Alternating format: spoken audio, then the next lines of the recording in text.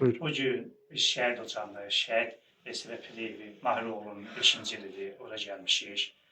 Ata-ananın yanına gəlmişik. Bu gün özümüzə bir boş bilib, ata-ananın yanında olmağa, şəhid ocaqlarına gitməyə bir qürurla gəlmişik. Ata, Allah sənə səbir versin, Allah sənə gözəl bala rəhmət etsin, uşaq olsun. Allah yerləş eləsin. Səbir versin. Bu gün biz bura gəlməyə bir qürurla, fəxrlə, belə gözəl qardaşlarımızın hər zaman huzuruna, ocağına, evinə gedəndə bir ocaq ziyarətçi bilirik. Bir atalar, analar yanına gəlməyə. Bu gün nə qürur ki, mənim gözəl analarım da buradadır. Hər birinin huzuruna baş əyib, hər birinə uzun ömür arzu edirəm. Ona görə ki, bu anaların hamısı yaralıdır. Hərəsinin bir övladı var idi, bayaq dediyim. Bir övlad, ikisi ən böyük ağır şeydir. Ona görə ki, biz belə anaların, belə ataların hər birinin qədrini bilib, hər birinin yanında olmaq bizim üçün qürurdur.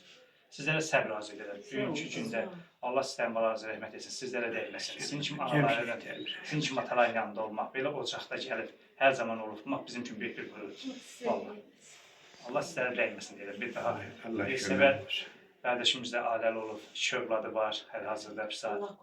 Allah o balalarını qorusun, Allah onun balalarına uzun ömür versin, ata-ana da yaşasın ki, balalarını yaşatsın.